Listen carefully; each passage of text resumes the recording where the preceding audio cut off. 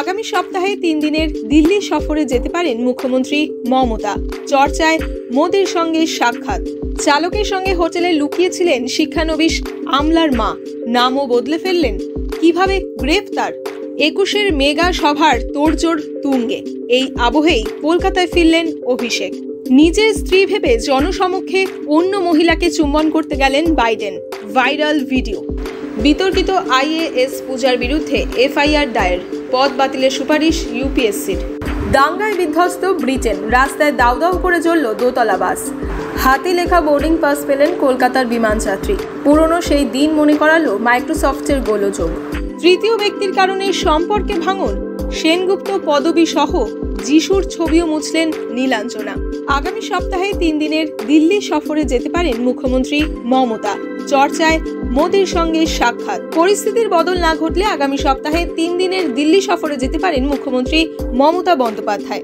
ওই সফরে নীতি আয়োগের বৈঠকে অংশগ্রহণ করার কথা তার। লোকসভা নির্বাচনের ফল ঘোষণার পরে এটাই হতে চলেছে মমতার প্রথম রাজধানী সফর। তবে নীতি আয়োগের বৈঠকের বাইরে আলাদা করে প্রধানমন্ত্রী নরেন্দ্র মোদীর সঙ্গে মুখ্যমন্ত্রীর সাক্ষাৎ হবে কিনা তা এখনো স্পষ্ট নয়। চালকের সঙ্গে হোটেলে লুকিয়েছিলেন শিক্ষানবিশ আমলার মা, নামও বদলে ফেললেন। কিভাবে গ্রেফতার? শিক্ষানবিশ আমলা পূজা খেরকেরের মা মনোরমা খেরকরকে বৃহস্পতিবার সকালে গ্রেফতার করেছে মহারাষ্ট্রের পুলিশ। রায়গড় জেলার একটি হোটেলে লুকিয়েছিলেন তিনি।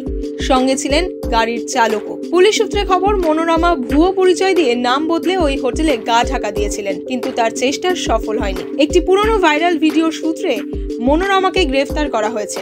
সেখানে তাকে এক কৃষককে পিস্তল উঁচিয়ে হুমকি দিতে দেখা গিয়েছে। মনোরমার বিরুদ্ধে অস্ত্র আইনে পুলিশের কাছে এফআইআর দায়ের করেছিলেন ওই কৃষক।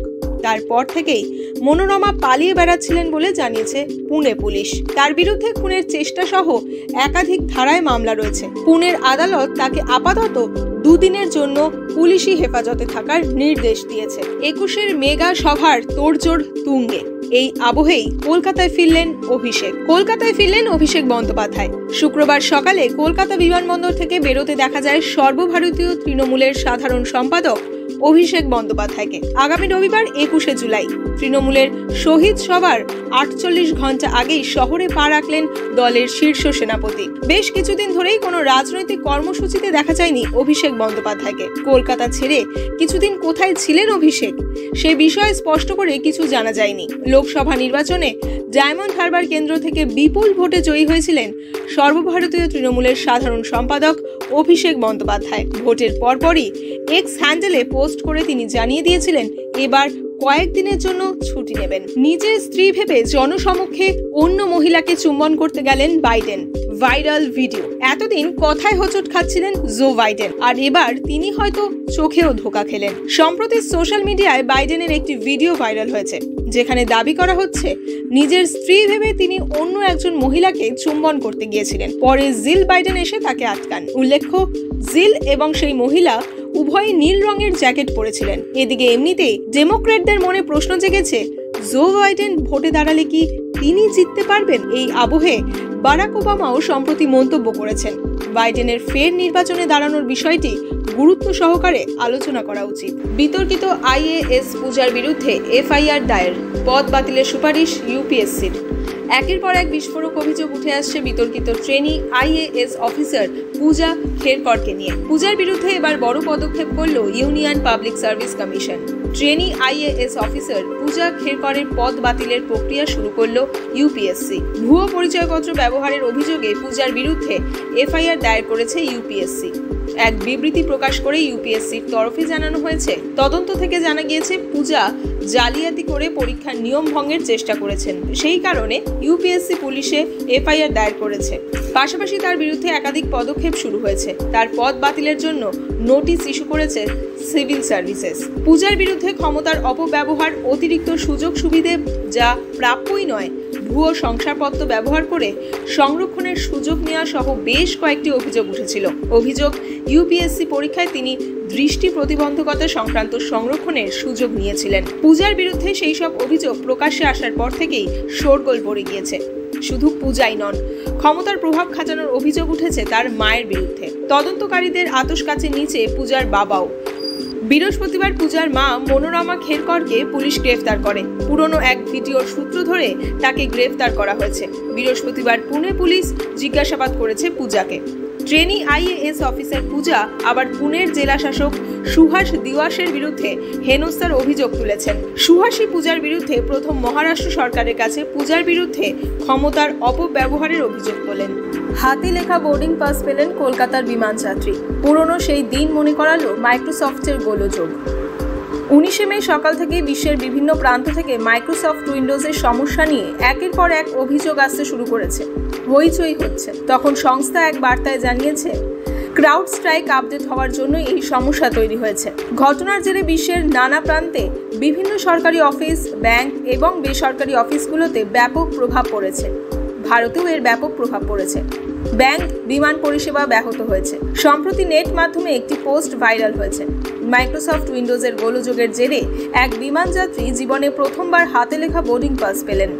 সেই ঘটনায় তিনি ভাগ করে নিয়েছেন সমাজ মাধ্যমে। হায়দ্রাবাদ থেকে কলকাতা ফিরছিলেন সেই যাত্রী। প্রযুক্তিগত সমস্যা থাকলেও যাত্রীদের বিমান সফরে যাতে কোনো সমস্যা না হয়, নিরলসভাবে সেই চেষ্টাতেই রত ছিলেন বিমানবন্দরের কর্মীরা। বিমান পরিষেবায় যেন দেরি না হয় সেই কারণেই হাতে লিখে বোর্ডিং পাস দেওয়া শুরু করেন হায়দ্রাবাদ বিমানবন্দরের কর্মীরা।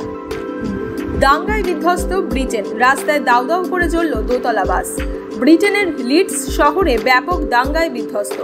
শহরের কেন্দ্রস্থলে বিপুল সংখ্যক মানুষ জড়ো হয়ে তোলপাড় সৃষ্টি করে। এরা একটি বাসে আগুন ধরিয়ে দেয়। পুলিশের গাড়িতেও হামলা চালানো হয়। সোশ্যাল মিডিয়ায় ভাইরাল হওয়া ঘটনার ভিডিওতে ভিড়ের মধ্যে বেশ কয়েকজন শিশুকেও দেখা যায়। ওয়েস্ট ইয়র্কশায়ার পুলিশ বলছে, লিডসের ওয়্যার হিলস এলাকার লুক্সার স্ট্রিটে বৃহস্পতিবার স্থানীয় সময় বিকেল 5টায় ভিড় জমতে শুরু করে।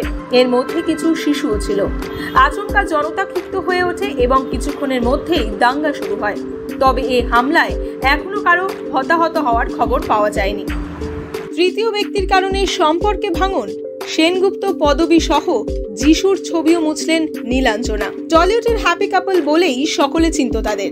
প্রযোজনার কাজে হোক বা বাড়িতে গেট টুগেদার, একসঙ্গে ফ্রেমবন্দি হতেন দুজনে। এই বছরের শুরুতেই 20 বছরের বিবাহবার্ষিকীও পালন করেছিলেন একসঙ্গে। তবে বিগত কয়েকদিন ধরে ইন্ডাস্ট্রির অন্দরে শোনা যাচ্ছিল সম্পর্কে ভাঙন ধরেছে তাদের। এবার একেবারে সোশ্যাল মিডিয়া থেকে বরের পদবী মুছে ফেললেন অভিনেত্রী। কথা হচ্ছে তারকা দম্পতি যিশু সেনগুপ্ত ও নীলাঞ্জনা সেনগুপ্তর। বরাবরই স্বামী যিশু সেনগুপ্তর পদবী ব্যবহার করতেন নীলাঞ্জনা, কিন্তু আচমকাই সোশ্যাল মিডিয়ার সর্বত্র পদবী মুছে ফেললেন প্রযোজক অভিনেত্রী। সোশ্যাল মিডিয়ায় তার নাম এখন শুধুই নীলাঞ্জনা। তবে এখানেই শেষ নয়।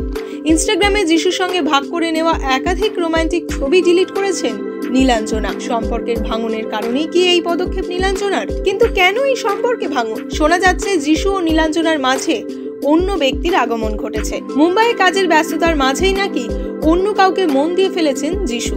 সেই খবর নীলাঞ্জনার কানে পৌঁছাতে বেশি সময় লাগেনি। কাজের সূত্রে নিয়মিত যিশুর সঙ্গে ওঠা বসা তার, যদিও তিনি অভিনেত্রী নন। সেই তৃতীয় ব্যক্তিকে নিয়েই যিশু নীলাঞ্জনার সংসারে নিত্য অশান্তি।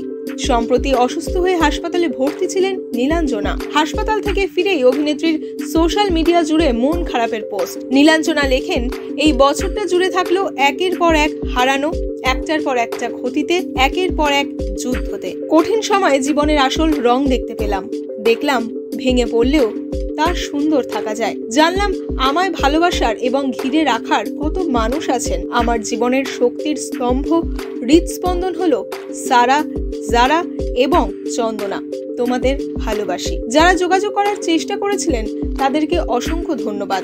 এই কঠিন সময় পেরিয়ে ফিরে আসার জন্য একটু সময় নিন।